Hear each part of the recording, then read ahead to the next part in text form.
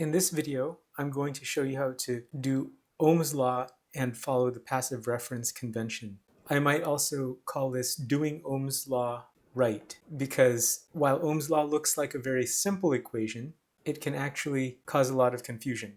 So let's just write this out. Suppose we have some resistor R, we have some current I flowing through it, and this causes a voltage across the resistor. Now this is where all the confusion comes in. This is where people get this wrong. That voltage has a direction. We already can see that the current has a direction because the arrow points rightward, so it's a current that flows rightward through the resistor. But the voltage across the resistor has to have a certain direction. So we'll put a plus and a minus like that. So this is what we have to stress right here. It's that I is the current that flows through the resistor, but V is the voltage across the resistor in the direction of I. So we'll write it like this. That's very important, in the direction of I, right? Because I flows rightward, so this is the voltage drop from left to right, as if you're moving rightward with the current. So that's what we mean by this. So if you're managing the signs and directions of both the voltage and the current like this is what we call the passive reference convention, or PRC. And if you're following the passive reference convention, then Ohm's law is simply this. On the other hand, if we're not following the passive reference convention, then we have Ohm's law like this. And I'll show you that those are completely consistent and equivalent. So let's start with an example. Let's have a 3 ohm resistor and a current that, let's say, goes this way, and let's set it at 2 amps. If we wanted the voltage across the resistor, then it would be in this direction, right? So that's a voltage drop in the direction of the current. Let's label it V. So that's how that would work. So we know that this is a 6-volt drop from right to left, like that. One thing I'll point out here is that this is the high side, this is the low side. So when dealing with resistors, we should expect that positive current will flow from the high side to the low side.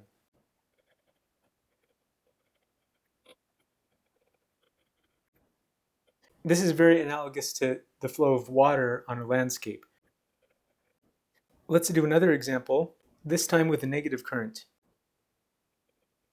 The voltage that we're calculating should still follow the passive reference convention, so let's put a plus and a minus. That means that it's a negative 18 volt drop going from right to left. That's exactly equivalent to an 18 volt drop going left to right. Notice also that this current of negative 3 amps is actually equivalent to 3 amps going rightward. So you can see here that everything is still consistent because this is the high side, this is the low side, and we still have positive current flowing from high to low, even though this V is a voltage defined with the reversed polarity. It's because we respected and followed the passive reference convention that everything worked out properly. Now let's suppose, one more example here, that we had yet another resistor and we had the current going this way, let's say 1 amp, and I'm going to change that resistor, make it 4 ohms. What if I wanted the voltage going in the direction that's contrary to the current, so I'll call this V. Well, in this case, it's non-passive reference convention because the current is flowing opposite the voltage as defined with that polarity, so we use this. And so what we've just learned is that this is negative 4 volts as you go from right to left.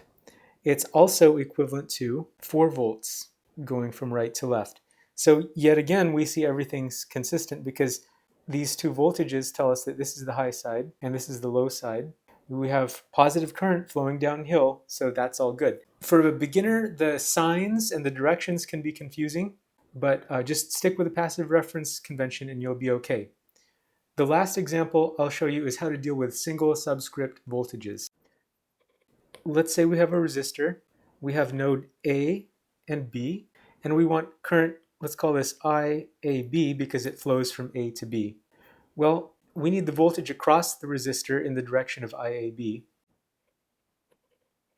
It's VA minus VB, right? So that's the voltage across, and then IAB is the current flowing in that direction, and R is the resistance that the current's flowing through. So that's how we do that. And often we will just write it like this, IAB. And just a couple of things to note about this. We have to have a ground that's defined. That ground allows us to have the single subscript voltages. And that's what allows us to do these equations. Another thing to point out is we could also define the current IBA. Now in this case, IBA will be VB minus VA over R. And notice that this is equal to negative IAB if you compare it to that. So the last thing I'll say is that when you're dealing with a single subscript voltages, to get the direction of the current matched with the polarity of the voltage, you want to do this. It's tail minus head voltage. So notice that the tail side for current IBA, this is the tail side, because the current arrow points toward node A, so this would be the head side for IBA. So it's the tail minus the head side divided by the resistance in between. And that's the Ohm's law expression for one of these currents. Let's do a brief example. Okay, so in this circuit, define some nodes A, B, C. I might want to call C the ground. Therefore, we automatically have VC being 0. That's nice, easy. We know that VB is 9 volts higher than VC. So let's put here VB equals 9 volts. And then VA, well, that's 5 volts.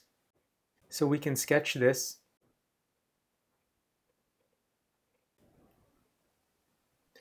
So we can clearly see that VB is higher than VA by 4 volts.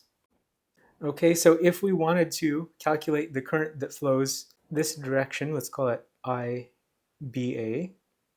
Well, it's VB, so tail side minus head side over the resistance in between. 9 volts minus 5 volts over 2 ohms. So 4 volts over 2 ohms, 2 amps. And this is counterclockwise current. On the other hand, if we wanted IAB, well, it's VA minus VB over R.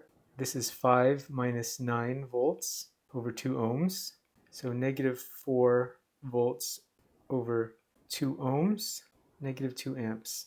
This is IAB. This is the clockwise current. But remember that negative 2 amps flowing clockwise is exactly the same as 2 amps flowing counterclockwise. So everything's consistent. Just remember the directions and the signs. Follow the passive reference convention.